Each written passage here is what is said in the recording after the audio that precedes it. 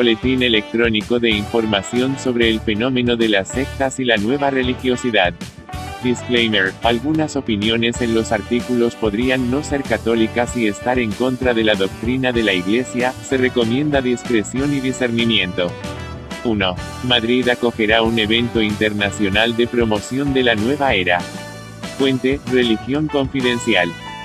Del 12 al 14 de mayo se celebrará en Madrid un encuentro internacional donde se promoverá, según los organizadores, un diálogo plural y libre sobre qué o quiénes somos y nuestra relación con el universo.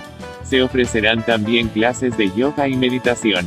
Desde la Federación de Comunidades Budistas de España afirman que este foro no guarda ninguna relación con ellos.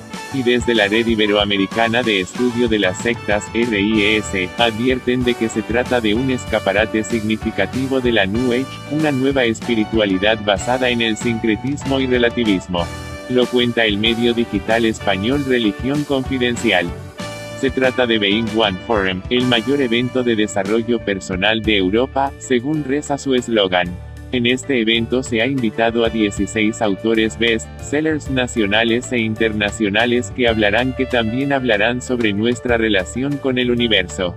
Según los organizadores, acudirán más de 10.000 personas de todo el mundo, 78% mujeres, para escuchar y conocer a sus líderes espirituales. Luis Santamaría, miembro fundador de la Red Iberoamericana de Estudio de las Sectas, RIES, y director de su biblioteca, Centro de Documentación, José María Bahamonde, alerta a Religión Confidencial sobre este evento: el acento lo ponen insistentemente en la mercadotecnia de la autoayuda y superación personal. Además, se hablarán de ciertas técnicas que no están exentas de riesgos, aquellas que defienden el origen emocional de la enfermedad, lo que puede derivar en que algunos enfermos abandonen el tratamiento médico. La Organización Médica Colegial ya ha alertado sobre las pseudoterapias y sectas sanitarias. Defensa de la divinidad del hombre. Para Santamaría, el núcleo de las propuestas de este foro es la defensa de la divinidad del propio hombre, la capacidad que tiene todo ser humano de poder personal cuando descubre que es como Dios o un Dios. Es una visión gnóstica, señala. El experto de RIES advierte que algunos de los ponentes promueven que no existe diferencia entre Dios y las criaturas. En su relación con el universo, todos somos uno, no hay individualidad, es una propuesta panteísta, una desaparición del ser persona. Fuentes de la Federación de Comunidades Budistas de España consultadas por RIES opinan que si se trata de un foro plural sobre nuestra relación con el universo y cuyo objetivo es responder a cuestiones sobre quién es el hombre, se tendría que haber invitado a ponentes de distintas confesiones religiosas o espirituales. Es sorprendente que no se invite a católicos y a otros líderes de otras confesiones. Los encuentros interreligiosos son estupendos. Y muchos de ellos gratis. Desde la Federación se deja claro que este foro no tiene relación alguna con nosotros. No es un evento propiamente de budismo, aunque las conexiones suelen ser frecuentes. Por otra parte, se trata de una organización lucrativa. Eso, en principio, no es bueno ni malo, depende de cómo lo hagan. Las mismas fuentes consideran que desgraciadamente hay un gran negocio con la espiritualidad. Los precios de las entradas son mayores que algunos conciertos de rock y desde luego, de los encuentros que organizamos desde las comunidades budistas cuando viene algún gran lama a dar enseñanzas. Normalmente se pide a los participantes que contribuyan con los costes. Son muy baratos, y, lo mejor, funcionan. Lo que propagan algunos ponentes. Desde la Red Iberoamericana de Estudio de las Sectas, RIES, aclaran algunas ideas que propagan varios de los ponentes invitados a este foro. Por ejemplo, Neale Donald Walsch, un importante autor de la New Age, conocido por sus libros titulados Conversaciones con Dios. En ellos cuenta cómo un día empezó a oír la voz de Dios en su interior. Y llega a decir: Dios es el todo y la diosa es todo, y no hay nada más. Según el dossier de prensa de esta organización, sus libros no están atados a ninguna doctrina religiosa, sino que invitan a los lectores a relacionarse con Dios desde una perspectiva moderna. Otro de los autores es Greg Braden, que une ciencia y espiritualidad y llega a afirmar que el ADN humano cambia según las frecuencias que producen los sentimientos. pronosticó el fin del mundo el 21 de diciembre de 2012, según el calendario maya. La ponente Mabel Katz es una de las principales maestras mundiales de Ho'oponopono, una pseudoterapia de origen hawaiano muy extendida por la nueva era. Dice ayudar a alcanzar la Zero Frequency marca registrada, estado en el que nos liberamos de memorias restrictivas y de reflexiones limitadoras. Joe Vitale ha vendido millones de libros explicando su método para pasar de ser un sin techo a tener una vida de abundancia siguiendo la ley de la atracción, muy de moda en la nueva era actual, y unos pasos mágicos, lo que da lugar a milagros. Muddy es un maestro espiritual de Jamaica, que divulga la doctrina del Advaita, no dualidad, proveniente del hinduismo. Para él, la religión verdadera es descubrir tu naturaleza original. Anita Muriani se considera a sí misma un milagro, ya que se recuperó tras una experiencia cercana a la muerte, del cáncer linfático terminal que padecía. En aquel momento crucial de la muerte, afirma que decidió no morir, y en consecuencia su cáncer desapareció. Por eso ahora predica que toda persona puede sanarse a sí misma, que la solución a todas las enfermedades está en el alma cuando nos ponemos en contacto con ese lugar infinito en nuestro interior donde somos completos, entonces la enfermedad no puede permanecer en el cuerpo. Emmanuel Dagger es otro de los gurús de la abundancia que promete milagros, también con respecto al dinero, a los que siguen sus enseñanzas. Se considera un sanador holístico que habría logrado curarse a sí mismo de una escoliosis. Sergi Torres, maestro español de la nueva conciencia que se considera facilitador de la plasmática como método de autodescubrimiento de la capacidad sanadora de cada individuo. Entre otras cosas, divulga el libro titulado Un curso de milagros, dictado por Jesús, a una medium norteamericana, y que es utilizado por muchos gurús que defienden el origen emocional de las enfermedades. Hay otra persona que no está puesta en el programa oficial pero que por lo que han divulgado, también intervendrá en este evento, el controvertido líder de la neuroemoción, el psicólogo catalán Enric Corbera, apuntan desde la RIES. Religión Confidencial ha solicitado una entrevista con el fundador de este evento, Antonio Moll, pero desde la organización han comunicado que está muy ocupado a partir de ahora y ya no hará más entrevistas. 2. Alemania y EU critican la decisión rusa de prohibir la actividad de los testigos de Jehová. Fuente: varios medios. La reciente prohibición de las actividades de los testigos de Jehová en Rusia sigue siendo objeto de polémica y discusión en todo el mundo. Recogemos a continuación algunas muestras recientes y significativas de la actualidad de este tema. En una visita de Estado, Angela Merkel intercedió por los derechos de los homosexuales y de los testigos de Jehová en Rusia el pasado 2 de mayo en su reunión con Vladimir Putin en Sochi, en la costa del Mar Negro. En su primer viaje a Rusia desde hace 2 años, la canciller alemana no logró un acercamiento de posiciones con el presidente ruso sobre los territorios secesionistas del este de Ucrania. De la solución de este conflicto, cada vez más arraigado, depende el levantamiento del grueso de las sanciones impuestas a Moscú tras la anexión de Crimea y el apoyo a los secesionistas prorrusos en Ucrania. Lo cuenta Pilar Bonet en El País. Recibimos informaciones muy negativas sobre lo que sucede con los homosexuales en Chechenia y le pedí a Putin que ejerza su influencia para asegurar los derechos de las minorías y de los testigos de Jehová, dijo Merkel, en la rueda de prensa conjunta con el presidente ruso. A fines de abril, los testigos de Jehová fueron prohibidos definitivamente por el Tribunal Supremo ruso y el periódico Novaya Gazeta publicó los testimonios de una amplia persecución a las minorías sexuales por las autoridades de la República de Chechenia, en el norte del Cáucaso ruso.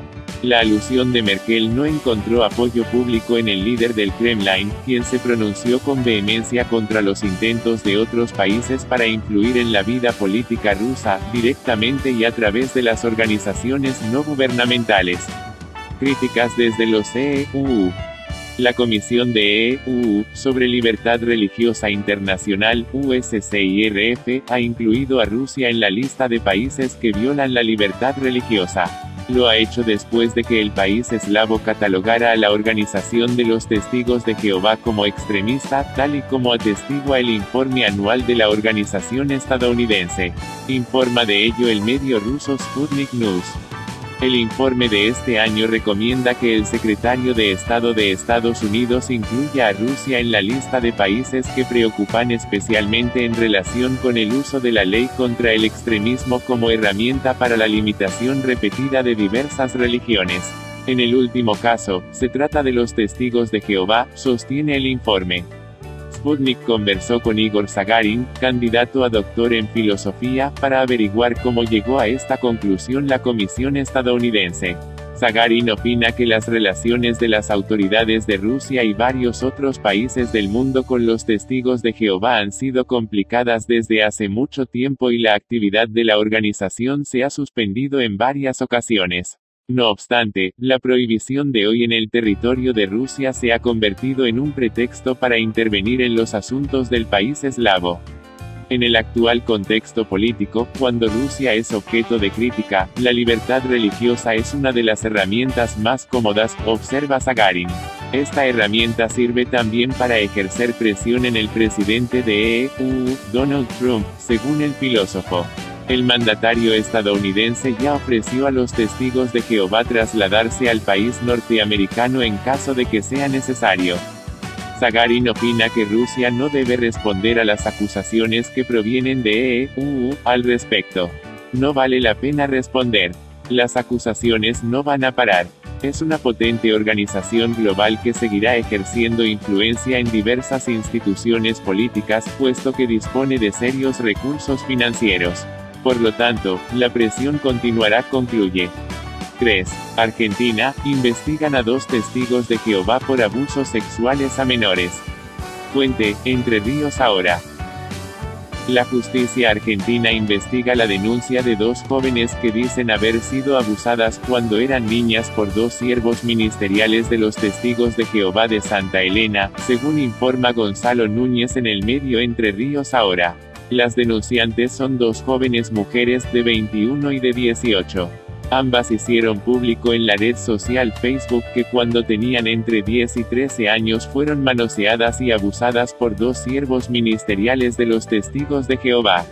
Uno de los denunciados tiene cerca de 40 años y vive en Santa Elena, el otro, de alrededor de 28 años, estaría radicado en la provincia de San Luis y la justicia comenzará a buscarlo en las próximas horas. Las 2 jóvenes contaron en Facebook lo que soportaron siendo niñas en la congregación de los Testigos de Jehová, y luego ampliaron el relato de lo vivido en sede policial. La denuncia fue radicada hace unos días y en el caso ya intervino el fiscal de La Paz, Facundo Barbosa. En diálogo con Entre Ríos Ahora, Barbosa indicó que ahora los pasos a seguir son, básicamente, empezar a recolectar todos los elementos que acrediten lo que dicen estas chicas. Trabajar sobre el relato de ellas y ver qué elementos se recolectan para acreditar estos hechos. Si efectivamente es así, se llevará a juicio a los responsables, adelantó. Consultado si las jóvenes deben volver a declarar, pero esta vez en la fiscalía, Barbosa explicó que intervendrá un equipo interdisciplinario, ya que se trata en la medida de lo posible de no revictimizar a las personas que ya fueron víctimas de una situación de abuso sexual. En ese sentido, el fiscal señaló que, si se estima que la declaración que ellas prestaron ante la policía es suficiente o tienen los elementos que uno necesitaría, de lo que se trata entonces es de no volverlas a citar a declarar porque sería una forma de revictimización. En ese marco, indicó que seguramente se llevarán a cabo una serie de pericias psicológicas. En relación a los 2 testigos de Jehová denunciados, el acusador público señaló que una de las personas está identificada y está en la provincia de San Luis. Ahora se va a dar intervención a las autoridades de la provincia de San Luis para localizar a esta persona que está identificada. Se sabe que vive en San Luis, pero no en qué lugar precisamente. El fiscal Barbosa indicó que ni la policía de Santa Elena ni la fiscalía pudo dar con la dirección exacta de la persona que estaría en San Luis, ya que las autoridades del Templo de los Testigos de Jehová se opusieron a dar datos al respecto. Barbosa subrayó que la denuncia es muy reciente y que enseguida comenzarían a tomarse las primeras medidas en la causa. La denuncia me fue notificada por correo electrónico este jueves al mediodía y una vez que llegue a la Fiscalía, se tomarán las medidas tendientes a la identificación, localización y, como en todos estos casos, la designación de un abogado defensor para que pueda controlar las evidencias que se van recolectando, dijo el fiscal de La Paz. Por último, el fiscal explicó que el delito de abuso sexual es un delito de acción pública dependiente de instancia privada, y por eso uno no puede proceder si no cuenta con autorización de la víctima, que se produce a través de la denuncia. Los únicos casos en los que uno procede de oficio son aquellos en los cuales la víctima son menores de edad y se estima que puede haber un conflicto de intereses entre sus papás o sus representantes legales. En los otros casos, es decir, víctimas mayores de edad, siempre se procede mediando denuncia de la víctima, planteó. Al finalizar, reflexionó que, a uno por ahí en espíritu justiciero le gustaría que todas las situaciones de abuso sexual sean denunciadas para que quien comete un delito de esta naturaleza reciba la pena que le corresponde. 4. España, los mormones construyen una nueva capilla en la región de Murcia. Fuente, La Verdad. Una torre de aguja pinchará el cielo de San Javier, Murcia, España, a partir de la primavera de 2018. Esa nueva silueta, con un chapitel afilado inusual en el skyline mediterráneo, formará parte del paisaje apacible de Euroroda, la barriada residencial donde la Iglesia de Jesucristo de los Santos de los Últimos Días, IJSUD, cuyos miembros son conocidos popularmente conocida como mormones, construye su mayor centro de reuniones de toda la región. Sobre una parcela de 5.177 metros cuadrados, dentro de un año se verá terminado un edificio de 1.962 metros cuadrados, rodeado de jardines y un aparcamiento para 80 vehículos. Lo cuenta Alexia Salas en el diario La Verdad. No es un templo, ya que en España solo tenemos un templo, en Madrid, donde se celebran las ceremonias más importantes, explica el presidente de la Estaca de la región, Enrique Alfonso Segarra, líder de todas las congregaciones murcianas, que agrupan a unos 2.400 fieles, incluyendo las dos agrupaciones de Torrevieja, Alicante, y Huercal Vera, Almería. El centro de San Javier tendrá sin embargo salón sacramental y fila bautismal, donde se celebrarán bautismos de hijos de miembros de la Iglesia y también de otras personas que después de acercarse, se quieren unir. Cada domingo tendrá lugar el sacramento de la Santa Cena, en la que se recuerda la muerte de Cristo, y también se celebrarán bendiciones de recién nacidos, aunque además será un centro muy vivo y con mucha actividad, explica el presidente mormón. El proyecto incluye cocina, salones anexos con capacidad para unas 400 personas y un total de 19 aulas para clases para niños, para hombres y mujeres jóvenes de entre 12 y 18 años, para mujeres, para hombres de sacerdocio, para líderes de la Iglesia, explica Segarra. La actividad del centro estará abierta a cualquier persona, aunque no sea miembro mormón. Programas deportivos, clases de inglés, ocio activo para niños y jóvenes e incluso bailes para jóvenes convertirán el centro de Roda en un centro muy vivo. Su principal cometido será atender a la congregación del Mar Menor, que ha ido creciendo y se viene reuniendo en el centro de reuniones de Cartagena, que ha llegado a acoger hasta 3 congregaciones por el crecimiento constante de la Iglesia, explica el presidente. Serán los 330 miembros de la comunidad del Mar Menor los que habitualmente acudan a la nueva capilla mormona, aunque Segarra explica que reunirá varias veces al año a otras congregaciones murcianas para conferencias destacadas y citas destacadas de la Iglesia. Es una iglesia que crece en toda España, donde tenemos más de 55.000 miembros, ya que es muy viva y activa. De hecho no tenemos clero profesional, tenemos nuestro propio trabajo, nuestras familias y obligaciones, explica Segarra, que ha sido obispo durante 9 años, un rango similar al de un párroco católico, mientras que actualmente ejerce como presidente de la Estaca, equivalente a la categoría de obispo católico. Y cómo financia la IJSUD edificios para el culto de grandes dimensiones. Sí, la ley del diezmo sigue en vigor, afirma el presidente. Cada miembro dona el 10% de sus ingresos en una tradición que se remonta al Antiguo Testamento.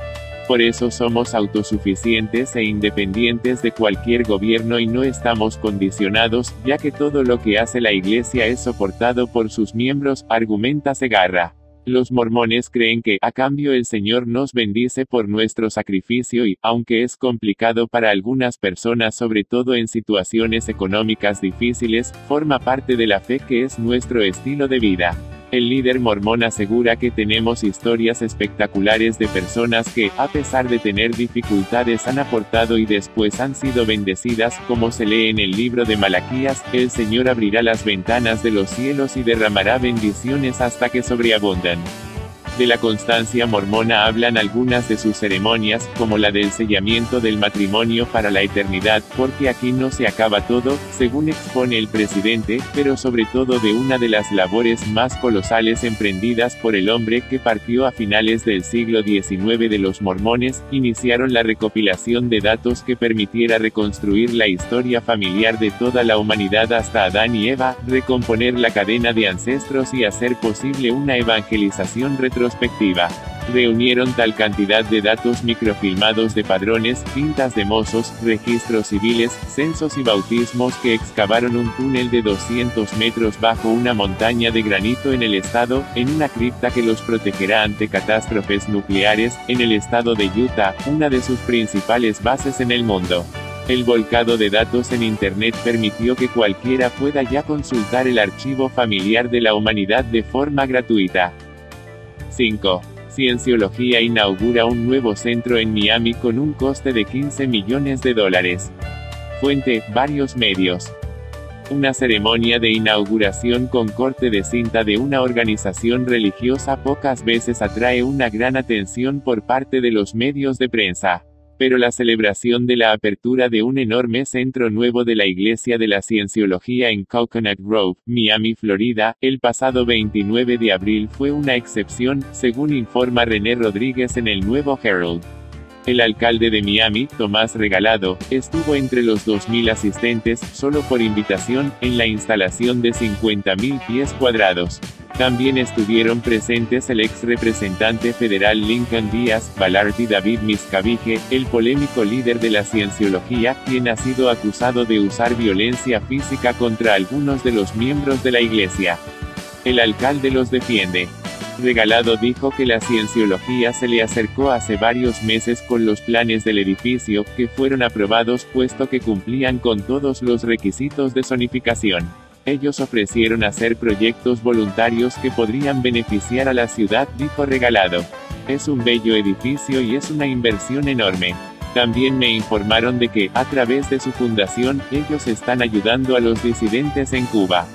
La Iglesia de la Cienciología está protegida por la Constitución de Estados Unidos, y es reconocida por el IRS, agencia tributaria, como una institución sin ánimo de lucro, recordó Regalado. Soy consciente de las críticas existentes, dijo. Pero no es trabajo mío investigar esas acusaciones. Ese es el trabajo de los tribunales y las autoridades. Para mí todo lo que se refiere a la iglesia es legal, ellos están protegidos por el gobierno federal, y quieren ser parte de la comunidad y ayudar a los barrios pobres de Miami, así que se les debe dar la bienvenida. El Miami Herald y otros medios de prensa locales no fueron invitados a la inauguración. Erin Banks, representante de Asuntos Públicos de la Iglesia de la Cienciología, dijo que es costumbre que los fieles echen un primer vistazo a las nuevas iglesias. Un gasto de $15 millones. El edificio de 4 plantas, más otros 3 niveles de estacionamiento cubierto, en el 2200 S.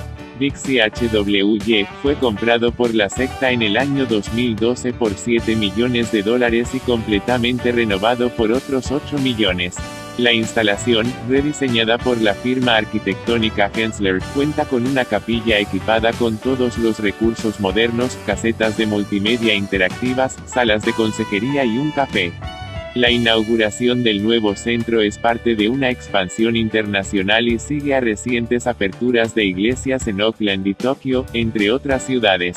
Hemos experimentado un mayor crecimiento en los últimos 10 años que en la totalidad de los 50 años anteriores, dijo Banks.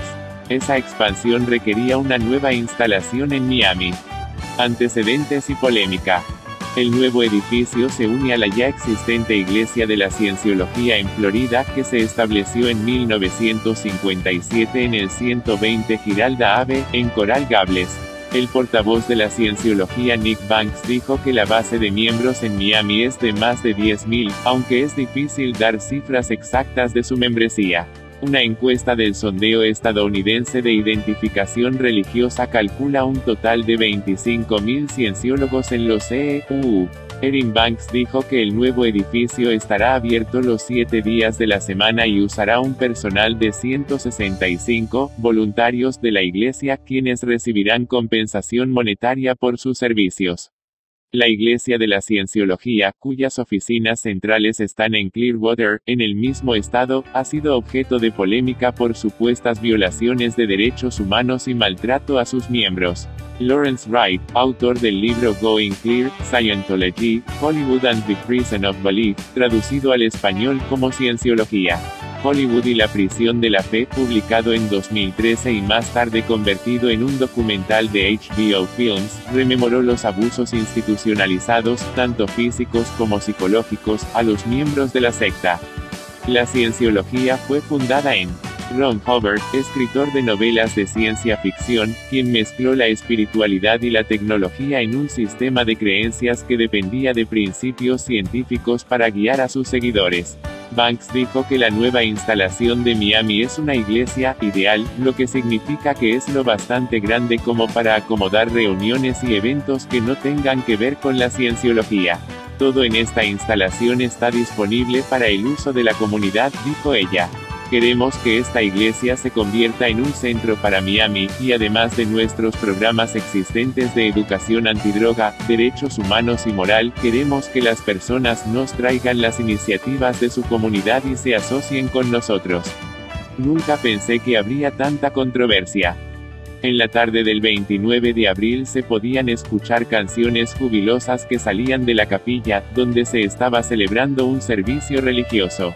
Varias personas deambulaban alrededor de la entrada principal del edificio en el 5º piso, mirando videos y hojeando libros.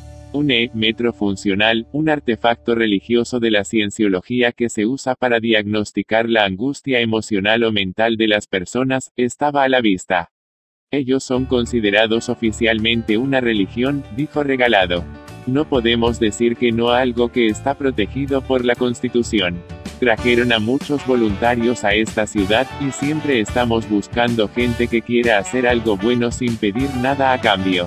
Regalado dijo que ha asistido a la inauguración o consagración de varias iglesias anteriormente, entre ellas Nuestra Señora del Líbano en Miami y la Iglesia Adventista de los Peregrinos en Hialeah, pero esas comparecencias suyas no recibieron ninguna atención por parte de los medios de prensa. Además, no ha habido tantas porque las iglesias no son como los restaurantes, no se abre una nueva todos los días, dijo. Pero nunca pensé que asistir a la inauguración de la Iglesia de la Cienciología iba a generar tanta controversia. Tal vez si yo hubiera cortado la cinta en una sala de masajes, la gente lo hubiera cuestionado. Otras personalidades asistentes a la inauguración fueron, según leemos en Miami Diario, Tamara Batalla, directora del programa de educación del condado de Miami-Dade, y Eduardo Savillon, consejero de educación de drogas de Miami City. Univision recogió las opiniones de vecinos del edificio, quienes no ven con buenos ojos la apertura de este centro, pues cuestionan los métodos que utilizan las personas que impulsan esta creencia. Sin embargo, en declaraciones a Miami New Times, Regalado aseguró que ve a la cienciología como a cualquier otra religión que ha recibido acusaciones. La gente critica a los adventistas porque son estrictos, a los testigos de Jehová porque son diferentes y a los católicos porque los sacerdotes abusaban de los niños, aseveró. Y añadió, soy católico practicante y no dejaré de serlo por culpa de algunos sacerdotes abusadores. Es una religión legítima. 6. Bolivia, deniegan la petición de libertad de los miembros de la secta Moon detenidos por violación. Fuente Correo del Sur. La Sala Penal Segunda del Tribunal Departamental de Justicia, TDJ, de Chuquisaca, Bolivia, rechazó la petición de libertad de 4 miembros de la secta MUN, que guardan detención preventiva en la cárcel de Palmasola por la supuesta violación, en 2014, a una joven de 18 años. Debido a problemas de salud de uno de los imputados, el juicio, que radica en Sucre, se iniciará el 18 de mayo en Santa Cruz. Lo leemos en Correo del Sur. El abogado de la víctima, Sergio Vildoso, informó de que la mañana del pasado 4 de mayo, Seiichiro Sagawa, líder de la secta MUN de Santa Cruz, intentó recobrar su libertad junto con otros 3 coacusados por el delito de violación. Los vocales de la Sala Penal 2 grados rechazaron esa petición, que fue atendida como apelación. Las 4 personas guardan detención preventiva en la cárcel de Palmasola desde febrero de 2015 por supuestamente haber violado, en Santa Cruz, a una joven, de Sucre, a inicios de 2014.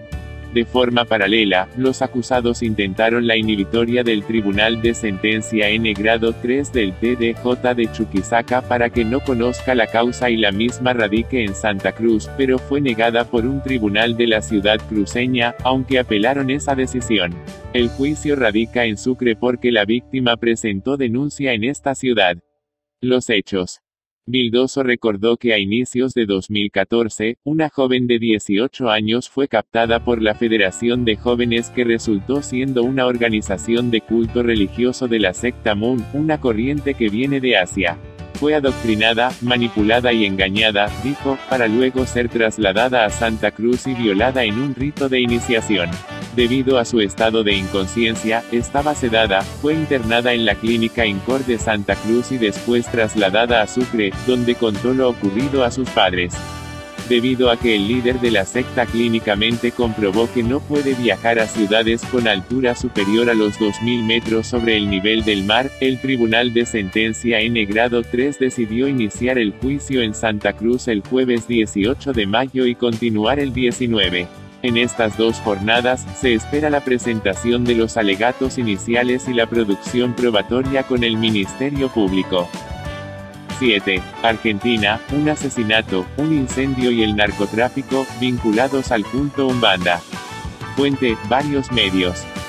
La prensa argentina ha informado en estos últimos días de varios sucesos que tienen relación con la Umbanda, un culto afroamericano muy extendido en el país, y en otros cercanos, que mezcla creencias africanas, elementos cristianos y espiritismo.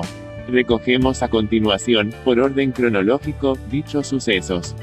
Detuvieron a los narcobrujos, en pleno ritual. Una organización narco integrada por 4 sujetos, que comercializaba estupefacientes en diversas ciudades del oeste del conurbano de San Juan y que practicaban el umbandismo, fue desbaratada por personal de la policía bonaerense cuando estaban en pleno ritual de la religión, según informaba Tiempo de San Juan el pasado 25 de abril. Producto de los operativos, llevados a cabo por efectivos de la Superintendencia de Investigaciones del Tráfico de Drogas Ilícitas y Crimen Organizado, Delegación Morón, las autoridades se incautaron de 48 envoltorios de cocaína, una bolsa y un trozo compacto de esa droga, 78 envoltorios de marihuana listos para comercializarlas, 5 balanzas de precisión, telefonía celular y dinero en efectivo, entre otros elementos de interés para la causa.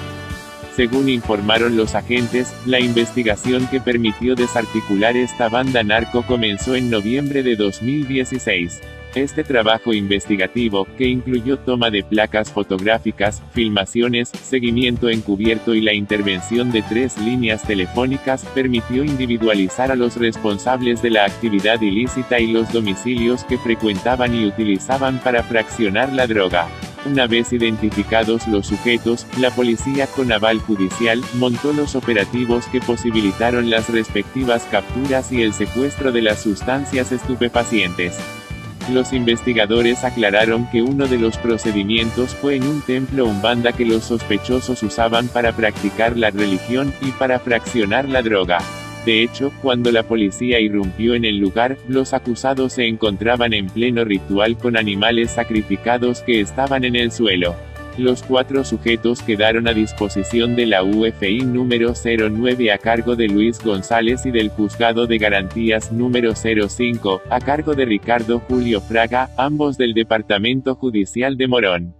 Un incendio en el lugar de los rituales.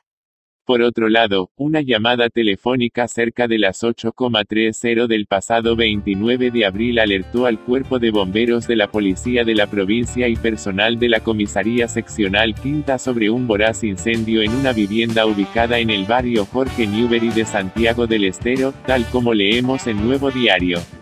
Los efectivos se dirigieron hasta la calle Sargento Romero 454 del mencionado barrio y observaron fuego en el interior del inmueble. De inmediato procedieron a sofocar las llamas, hasta que finalmente lograron controlar la situación.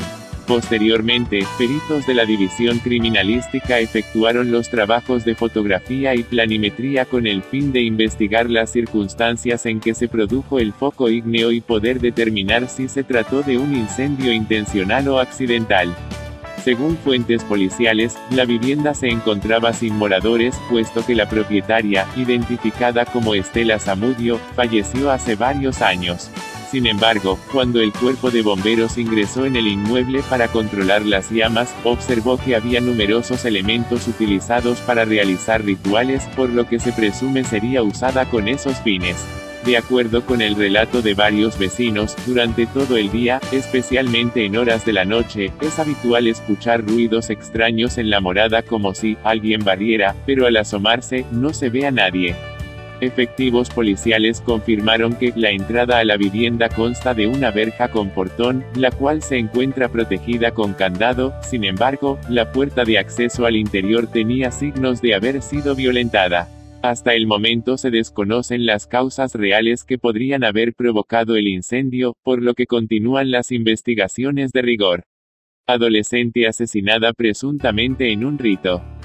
Una adolescente de 15 años fue asesinada de una puñalada por su novio, un joven de 21 que a la vez era su primo y que fue inmediatamente detenido, en un domicilio de Lomas de Zamora, según leemos en Ámbito. El crimen se registró durante una pelea de pareja ocurrida en Terrada 3108, entre Ramallo y Loyolas de ese distrito del sur del Gran Buenos Aires.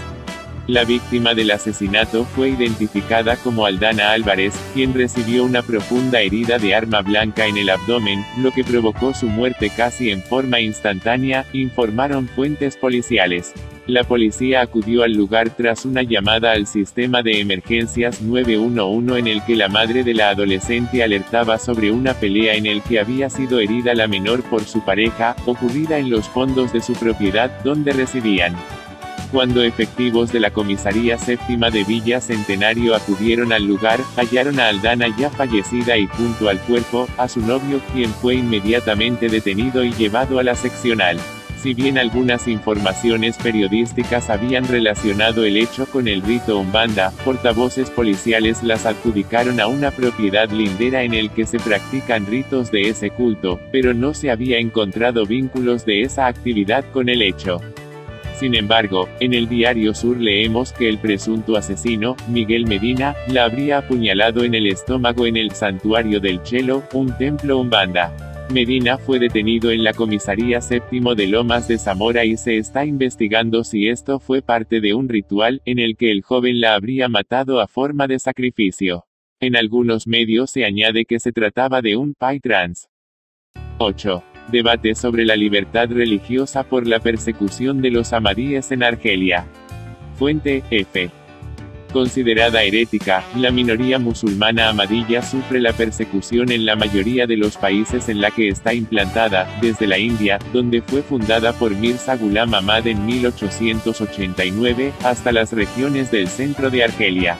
Según leemos en F, en el país norteafricano, una oleada de arrestos de seguidores de esta comunidad ha reavivado el debate sobre los límites de la libertad de culto y las restricciones en Argelia a las libertades de expresión y asociación. Argelia no tiene la intención de luchar contra la secta de Ahmadiyya, pero las autoridades argelinas se niegan a que algunas sectas elijan Argelia como tierra para sus conflictos y se niegan a participar, justificó el ministro argelino de Asuntos Religiosos, Mohammad Aissa. En una conferencia sobre la libertad de culto pronunciada recientemente, el responsable insistió en que los arrestos se produjeron por un supuesto delito de pertenencia a asociación no autorizada y recaudación de donaciones sin autorización. El ministerio está dispuesto a escuchar a sus seguidores, en el marco de las leyes de la República, pero no a negociar como un grupo islámico, precisó Isaac, que reiteró la posición oficial de colocar a los ahmadíes entre los heréticos o takfiríes. Es ahí, en la fetua, edicto religioso con carácter de ley, publicada por el presidente del Consejo Superior Islámico, HCI, Hamid Hamani, que los declara infieles, donde reside el conflicto con una pequeña comunidad que tiene alrededor de 200 millones de adeptos en el mundo. Consideramos que la palabra secta no es adecuada para hablar de los ahmadiyya, que son una rama del Islam. Secta se remite a la noción de grupo o grupúsculo que afecta al pueblo, y la ahmadiyya no es una agrupación de este tipo, explicó a EFE el abogado pakistaní Asia Arif. Autor de un libro sobre la comunidad ahmadiyya en Pakistán, Arif invitó al gobierno argelino a tender puentes y ampliar el conocimiento de esta comunidad para desterrar los mitos generados a su alrededor. Creo que el gobierno argelino no conoce perfectamente a los ahmadíes y creo que encontrarse con ellos permitirá romper varias barreras. La decisión de dar la no musulmanidad a la ahmadiyya no se justifica en cuanto a la libertad religiosa y de conciencia, subrayó. Extendidos principalmente en Pakistán, pero con comunidades tanto en Europa como en Oriente Medio y el norte de África, los ahmadíes creen que su fundador es el imán oculto o Mahdi que el Corán profetizó llegaría al final de los tiempos para anunciar el fin del mundo. Su doctrina contiene elementos de confrontación con cristianos y comunidades islámicas tildadas de moderadas a las que consideran las tribus heréticas y desviadas de Gog y Magog que la Biblia sitúa en el umbral del Apocalipsis. El profeta, Mahoma, nunca distinguió entre musulmanes, ni el Corán prevé autoridad alguna capacitada para decir si alguien es o no musulmán. Solo debe recitar la profesión de fe y los ahmadíes lo hacen, rezan 5 veces al día y respetan los pilares del Islam, reclamó. Creo que el gobierno argelino ha adoptado una posición muy dura arrestando al responsable de la comunidad ahmadiyya en Argelia, opinó. Una visión que comparten organizaciones de defensa de los derechos humanos como Human Rights Watch y Amnistía Internacional, grupo este último que el pasado febrero ya advirtió, en su informe anual, de que la libertad de culto que está amenazada en Argelia y denunció diversas violaciones. La respuesta de Argelia ha sido, hasta el momento, referirse al anteproyecto de la ley que elabora sobre los asuntos religiosos y que tiene previsto presentar a finales de 2019. Un nuevo marco legal que según AISA se centrará en regular los espacios para el ejercicio de la práctica religiosa en Argelia a través de los artículos de ley vinculantes que serán sometidos a un debate colectivo antes de presentarse al Consejo de Ministros y al Parlamento. El anteproyecto de ley irá precedido de la puesta en marcha de una convención interactiva sobre la moderación y el deber de salir del extremismo. Cuando hablamos de moderación, hablamos de la necesidad de salir del extremismo y la huella que deja la vida religiosa intensa. La mesura y la moderación son la naturaleza del Islam en cualquier país donde se aplica, precisó. El ministro concluyó recordando el dolor que supuso para Argelia la guerra civil que desató en la década de los 90 después de que se anulara la victoria de los islamistas en los comicios legislativos, conocida como Decenio Negro, y apeló a la diplomacia religiosa, y a lo que denominó como el Islam de Córdoba. El Islam de Córdoba es nuestra referencia porque pertenece a nuestros antepasados, queremos regresar a ese ejemplo de convivencia, diálogo y solidaridad, subrayó. 9. España, prisión para un vidente por abusar sexualmente de 2 clientes. Fuente, Diario Jaén. Enrique S. un vecino de Linares de 70 años, tendrá que ingresar en prisión para cumplir una condena de 4 años de prisión. El Supremo ha ratificado la condena impuesta por la Audiencia Provincial a este falso vidente por abusar sexualmente de 2 de sus pacientes durante las sesiones de adivinación. Los magistrados del alto tribunal han desestimado el recurso presentado por el tarotista, con lo que la sentencia ya es firme.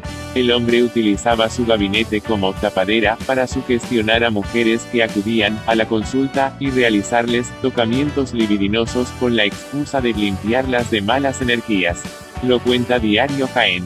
La resolución judicial estima que Enrique S. se hacía pasar por vidente para echar las cartas en su local de Linares. Así, el 27 de enero de 2015, acudió una mujer a la que el acusado le propuso hacerle una limpieza espiritual, ya que estaba cargada de energía negativa. Con ánimo libidinoso, le pasó las manos por el cuerpo e intentó tocarle el pecho y los glúteos, relata la sentencia. Al día siguiente, acudió al gabinete otra mujer para que el vidente le echara las cartas. Iba acompañada de otras 2 personas, a las que Enrique S. pidió que se marcharan. La mujer entró a solas en la consulta. El tarotista le dijo que tenía que darle energía, una excusa que utilizó para tocarle por todo el cuerpo. La víctima le había preguntado si iba a tener hijos próximamente. Una cuestión que el vidente utilizó para llevar a cabo sus propósitos. Primero, le tocó el ombligo y desde ahí llevó sus manos a los genitales. Cuando se percató de lo que ocurría, la mujer le dio un empujón y salió corriendo. Al día siguiente, el tarotista era detenido. En el juicio, celebrado en mayo de 2016, Enrique S. negó los cargos y alegó que no pudo realizar los tocamientos porque es paralítico de la mano derecha. Es lo mismo que alegó ante el alto tribunal. Una argumentación que los magistrados del Supremo rechazan. El vidente también puso de manifiesto las contradicciones de las víctimas. Una afirmación que la justicia también rechaza. Por ello, confirma íntegramente la condena impuesta al tarotista de 4 años y 9 meses de cárcel por abusar de las 2 mujeres. También le impone las costas del procedimiento. A partir de ahora, se pone en marcha la maquinaria para hacer cumplir la sentencia, es decir, para que el falso vidente ingrese en prisión. 10. Líder del templo al demonio en Colombia, mi fe en Lucifer es radical. Fuente, El Mundo. Resulta grotesco contemplarle en el reclinatorio, arrodillado ante la estatua del demonio. Saber que reza desde el fondo de su alma a la enorme imagen dorada de ojos rojos encendidos, cuernos y rabo, que le agradece los favores concedidos y le suplica por nuevos dones. Era muy niño cuando me cansé de pedirle a un Dios que no me escuchaba y empecé a pedirle a Lucifer un cambio en mi vida. Lo hizo y sentí una paz interior y espiritual increíble, y la vivo hasta el día de hoy, afirma con convicción Víctor Damián Rosso. Y no me arrepiento. Lo cuenta, desde Bogotá, Salud Hernández Mora, en el diario español El Mundo. El templo está vacío, el hijo del diablo, como apodan unos vecinos a este antiguo policía de 42 años, casado y padre de 3 hijos, lo abre solo para el suplemento Crónica. El fuerte rechazo social y las protestas ante su puerta que ha soportado desde que ofició su primera ceremonia, el 6 de junio pasado, le aconsejaron intensificar las medidas de seguridad y mantenerlo cerrado la mayor parte del tiempo. Lucifer, aliado del hombre. Y en Semana Santa, a diferencia de las sectas satánicas clandestinas que sacrifican animales y en ocasiones humanos, prácticas que Rosso condena, se mantiene más alerta que en otra época del año y en silencio. Nunca organizo nada para no provocar a los cristianos, esos días me quedo vigilando. Cuando inauguré, el temor era que nos iban a quemar o a tirar una granada, rememora. Si pudiera, en esas fechas haría un rito de oposición a los rituales católicos. Considero absurdo que la gente se deje llevar por la iglesia después de tantas atrocidades que ha cometido. Y Lucifer es su mejor aliado. Si no existiera, ¿quién iría a una iglesia si no está atemorizado? Resulta sencillo llegar hasta la edificación, aunque ya no se divisa desde la carretera, la tapa una alta valla metálica. Apenas se tarda media hora por carretera desde Armenia, la capital del departamento del Quindío, en el centro de Colombia. Entre suaves colinas verdes, fincas de recreo y cafetales, Rosso levantó su extravagante santuario. Costó $230.000, aportados por decenas de discípulos anónimos de Lucifer, procedentes de varias partes del mundo. Pasado familiar esotérico. hijo de un espiritista y una pitonisa, ambos muy reconocidos en su día en la región. Víctor Damián fue el único de 6 hermanos que heredó los dones de sus progenitores y siguió sus pasos. Mi padre, ya fallecido, maldecía, hacía magia negra, y también era el curandero, el hierbatero. Unos acudían a él para que les sanara la lepra, las paperas y demás enfermedades, y otros porque querían destruir a personas, y él se vendía al mejor postor. Tengo recuerdos muy vagos, cuando cogía una fotografía de alguien y la metía en la boca de un sapo y la gente luego decía, ve, fulano de tal falleció. Mi mamá solo predecía el futuro de la gente, leía el tabaco, el tarot. Entre los hechos que motivaron a Víctor Damián a seguir la senda de Lucifer estuvo la actitud de su padre. Me llevaban a la iglesia católica y mi papá, que hacía todo eso, era creyente y se arrodillaba. Yo nunca comulgué con esa doble moral. Lo mío es algo muy sano, no es para acabar con las personas. Al principio en su familia no sentó bien su decisión. Cuando se dieron cuenta de que iba a adorar a Lucifer, se escandalizaron, pero poco a poco lo fueron asimilando. Fui ayudando económicamente a la familia y cambiaron. Una de las críticas frecuentes que recibe es que inventó una secta para enriquecerse a costa de los incautos. Es la acusación del 80% de los colombianos, admite con hastío.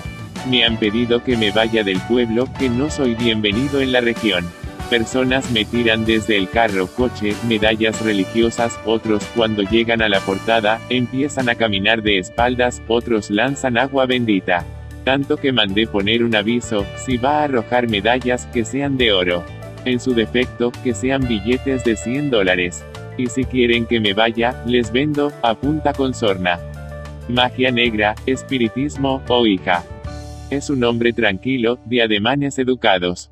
Amante de los perros, tiene en el jardín del templo 25 pastores alemanes, cada uno en su jaula, y piensa aumentar la familia canina. En cuanto a su vida, no deja de insistir en que Lucifer fue la guía que le condujo por un camino sembrado de beneficios. Mejoré como persona en lo espiritual, emocional y económico, me ha ido súper bien, asegura. De profesión me dedico al espiritismo, pero no hago lo que hacía mi papá de magia negra. Leo la tabla Ouija, si quieren consultar un pariente fallecido, hacemos una sesión de espiritismo. En eso me va bien. Mi padre Lucifer me ha ampliado los conocimientos, mi fe en Lucifer es radical. Al verle postrarse ante la estatua, le pregunto sobre sus oraciones, si hay mandamientos. Rezo con las propias palabras, más que todo son agradecimientos por lo que ha hecho en mi vida. Me arrodillo y le doy gracias, lo mismo que hace cualquier cristiano ante Dios. Y la figura es así porque a Lucifer la gente lo ve con cachos, con cola, con un tridente, con fuego que echa por la boca. Aunque en Colombia su credo cuenta con seguidores, el grueso de los fieles procede de Ecuador, Perú y México. Planean levantar templos similares en las 3 naciones, donde cuenta con 6 ahijados que están llevando la palabra. Pero actúan de manera sigilosa para que las autoridades locales no les corten las alas como pretendieron hacer con él al inicio. Yo organizo reuniones una vez al mes con 200 o 300 personas, invocan a Lucifer, le rezan. No hacemos nada malo, no sacrificamos animales y menos a niños, como dicen. El gobernador actual del Quindío es un sacerdote y nos ha hecho la guerra, pero me curé en salud poniendo cámaras de seguridad por todos lados y pueden ver lo que hacemos, precisa. Son miles de personas en todo el mundo las que creen en Lucifer, pero no todos salen a la luz pública por miedo al rechazo.